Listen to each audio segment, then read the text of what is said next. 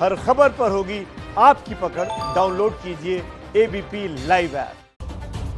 UP के हाथरस की जिस गैंगरेप पीड़ित लड़की को कल दिल्ली के सफदरजंग अस्पताल में मौत हो गई थी, उसका शव रात को ही उसके गांव पहुंचाया गया, लेकिन पुलिस और प्रशासन ने आधी रात। ये तस्वीरें देखिए एबीपी न्यूज के पास आप देख रहे हैं, पुलिस वाले भाग रहे हैं और उससे पहले वो चिता किस तरह से जलाई जाए उससे पहले इंतजाम कर रहे हैं। हाथरस में देर भी हुई है और अंधेर भी हुई है। तो पुलिस पर जबरन अंतिम संस्कार करने का आरोप लगा है। हाथरस की गैंगरेप पीड़िता का अंतिम संस्कार किस तरीके से किया गया, परिवार वालों का आरोप है कि वो चाहते थे कि पूरे हिंदू रीति रिवाज के साथ लड़की की विदाई की जाए, लेकिन यहाँ पहले वीडियो में आप पुलिस वालों को चिता सजाते हुए देख रहे हैं और दूसरा वो वीडियो जिसमें वो भागते हुए नजर आ रहे हैं। एक्सक्लूसिव तस्वीरें एबीपी न्यूज पर हैं। परिजनों के बजाय लड़की की चिता पुलिस वालों ने सजाई, परिजनों के बजाय पुलिस वालों ने जबरन इसका अंतिम संस्कार कर दिया। परिजन वहां चीखते चिल्लाते रह गए, पिता को घर में बंद कर दिया गया। तस्वीरें एक्सक्लूसिव आप देख रहे हैं जिसमें पुलिसकर्मी चिता सजा रहे हैं और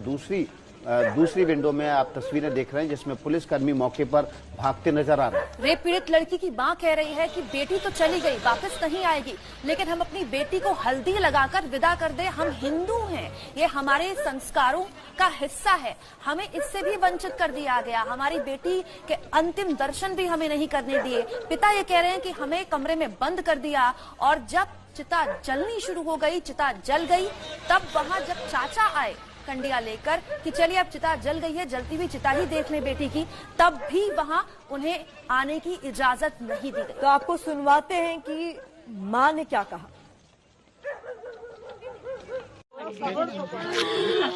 सबर कैसे करे, 16 दिन हो गए, कैसे सबर करे भैया। आज काम में इतनी हिम्मत है, मैं झोली में कोई भीख डाल सके तो कोई माँ को लाल है। इनमें से कौन अपनी माँ की कोख से जन्म लो है, कोई इतनी सी भीख डाल सकता है।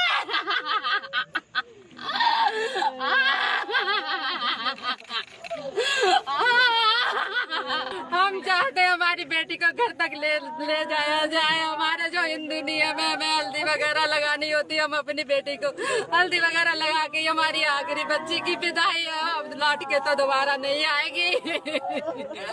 हम अपनी बच्ची की अपने घर से ही दरवाजे से ही विदाई करना चाहते हैं।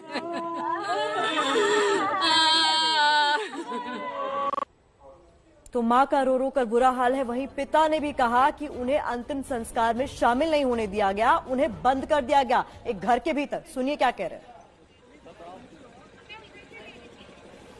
आपको घर में बंद कर दिया था? हाँ। किसने बंद कर दिया था आपको घर में? पुलिस वाले ने कहा करते हैं भीतर बंद कर दे और कहा करते उन लोगों ने बेटी की बॉडी को लेकर चले गए। तो आपने बॉडी देखी थी? आपकी बेटी की बॉडी है? नहीं। किसकी बॉडी लग रही थी आपको? अब जी नहीं मालूम कौन की। कैसे अंतिम संस्कार में क्या क्या डाला गया? घी से किया गया? हमें ये भी नहीं मालूम। पुलिस हम वहाँ तक पहुँच ही नहीं पाए। अच्छा, तो पहुँच नहीं पाए या पहुँचने नहीं दिया? पहुँची नहीं, पुलिस नहीं कर दिया अंतिम संस्कार? हाँ, उन्होंने नहीं कर दिया। संविधान के हिसाब से जीवन और जीवन के बाद की गरिमा हर नागरिक का अधिकार है, ये संविधान उसे देता है। लेकिन इस पूरे मामले में आप देखिए, ना तो हाथरस की इस बेटी को जीवन का अधिकार मिला, बल्कि जीवन के बाद की गरिमा भी उसे दूर ले ली गई। इस पूरे मामले में परिवार में चाचा भी कुछ कह रहे हैं, सुनिए। हमारे परिवारजनों के साथ तो किसी के साथ नहीं किया, जो हमने मतलब जो भी किया है पुलिस ने ही किया है।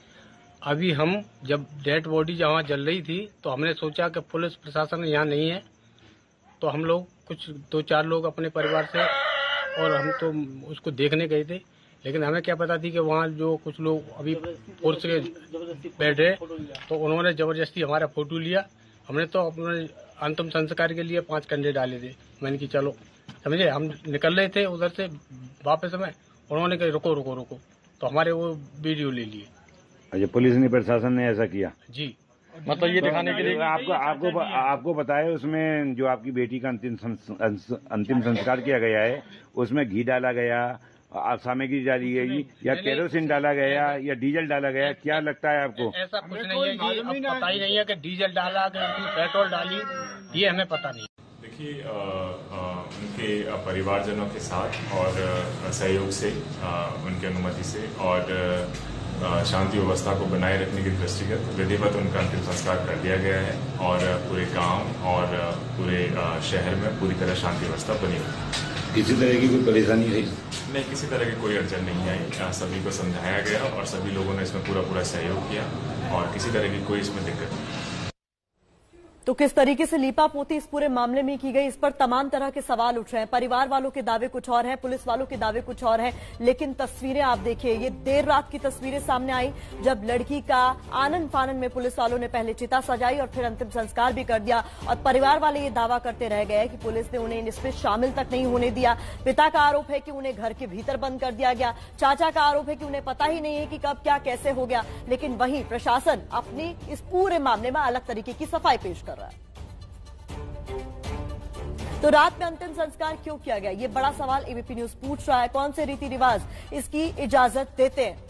कुल मिलाकर आप देखिए तस्वीरों में पुलिस और परिवार की जो भी दलील हो, सबसे बड़ी बात तो हिंदी रीति रिवाजों के हिसाब से रात में अंत्येष्टि हो ही नहीं सकती। परिवार को अंतिम क्रियाओं में रहने की इजाजत क्यों नहीं दी गई? एबीपी न्यूज एक बुनियादी सवाल उठा रहा है। इसके साथ साथ हम ये भी पूछ रहे हैं कि आखिर परिवार को अंतिम संस्कार की क्रियाओं से पुलिस ने दूर क्यों रखा? तो अंतिम संस्कार पर प्रशासन और परिवार, इनके दोनों के बयान जो हमने आपको सुनाए, आपने भी सुना कि इसमें विरोध है। तो सवाल ये कि विरोध क्यों? लगातार ये सवाल पूछ रहा है एबीपी न्यूज, पीड़ित को गरिमापूर्ण अंतिम संस्कार का हक क्यों नहीं दिया गया? क्यों आखिर प्रशासन ने जबरन परिवार की बिना सहमति के अंतिम संस्कार कर दिया? मां को उसकी बेटी की अंतिम विदाई से दूर क्यों रखा गया? ये एक बड़ा सवाल है जो एबीपी न्यूज लगातार पूछ रहा है। एबीपी न्यूज सवाल पूछ रहा है कि आखिर उस पीड़िता को गरिमापूर्ण अंतिम संस्कार की इजाजत परिवार को क्यों नहीं दी गई? गैंगरेप का मुकदमा देरी से क्यों लिखा गया? ये तमाम सवाल एबीपी न्यूज उठा रहा है। पीड़ित को इलाज के लिए दिल्ली पहले क्यों नहीं लाया गया? क्योंकि उसकी हालत लगातार बिगड़ रही थी। ऐसे में सवाल ये बनता है, रेप के आरोप पर पुलिस की कार्रवाई कानून के मुताबिक आखिरकार इस पूरे मामले में क्यों नहीं की गई? रेप केस में दायित्व न निभाने वाले अधिकारियों पर क्या मुकदमा दर्ज होगा? क्या उन पर कार्रवाई होगी? क्या जवाबदेही तय होगी? ये बुनियादी तौर पर देखिए अहम सवाल है जो राज्य सरकार को देने होंगे। जबान काटने और रीढ़ की हड्डी टूटने पर पुलिस का खंडन का आधार क्या है? उस पर पुलिस दलीलें क्यों बदल रही है कि जीभ कटी तो इसलिए कटी और रीढ़ की हड्डी टूटी तो इसलिए टूटी? साथ ही पोस्टमार्टम रिपोर्ट में रेप की पुष्टि न होने के दावे की खबर लीक करने का मकसद आखिरकार क्या है? ये एक बड़ा और बुनियादी सवाल है जो इस पूरे मामले में पूछा जा रहा है। हाथरस केस से जुड़े अधिकारियों पर नए रेप कानून के तहत आखिरकार कार्रवाई क्यों नहीं? सबसे बड़ा सवाल है कि इस मामले में रेप का मामला, गैंगरेप का मामला दर्ज करने में देरी क्यों की गई और उन अधिकारियों पर अब तक कार्रवाई क्यों नहीं की गई? हाथरस में गैंग रेप पीड़ित लड़की का रात में पुलिस ने जबरन अंतिम संस्कार कर दिया। अंतिम संस्कार करते वक्त परिवार के लोग भी वहां मौजूद नहीं थे। पिता का कहना था कि उन्हें जबरन कमरे में बंद कर दिया गया। मां ने कहा कि हल्दी लगाने का भी मौका उनकी बिटिया को नहीं दिया प्रशासन ने। चाचा ने कहा कि कंडे भी लगाने थे लेकिन वो भी इजाजत नहीं मिली। हमारे साथ मौके से हमारे संवाददाता अभिषेक रावत हैं। अभिषेक, अभी क्या हालात हैं वहां? जी विकास, अभी के हालात जो है अगर हम बात करें तो यहाँ पर भारी पुलिस बल जो है तैनात किया गया है। साथ ही गांव में अभी शांत माहौल जरूर है लेकिन काफी ज्यादा जो है तनाव का माहौल है, क्योंकि परिवार और न केवल परिवार बल्कि पूरे गांव में इस बात का रोष है कि जब लड़की की मृत्यु हो गई तो उसके बावजूद जो है उसके परिवार वालों को यह अधिकार नहीं दिया गया कि वो अपने रीति रिवाजों के अनुसार उसके अंतिम संस्कार को कर सके। इतना ही नहीं, जो परिवार के सदस्य हैं, मुख्य सदस्य जैसे माता हो गई, पिता हो गए, उनको भी जो है बेटी का शव देखने तक नहीं दिया गया और ना ही घर के दहलीज तक जो है शव को ले जाया गया। सीधे पुलिस जो है वहाँ संस्कार के लिए शमशान घाट में शव को ले गई और उसके परिवार के सदस्य को भी उसमें शामिल नहीं होने दिया गया। तो यहाँ पे इसी बात को लेकर रोष है, लेकिन पुलिस बल की मौजूदगी की वजह से अभी यहाँ पर शांति कायम है। आप लगातार बने रहिए। अभिषेक, ब्रेक के बाद जब आवेंगे वापस तो रणवीर से भी लेंगे जानकारी। उत्तर प्रदेश में नागरिकों के लिए गरिमा का संकट है, जीवन रहने के में और जीवन के बाद भी। तो तुरंत लौट रहे इसी खबर पर बने हुए हैं।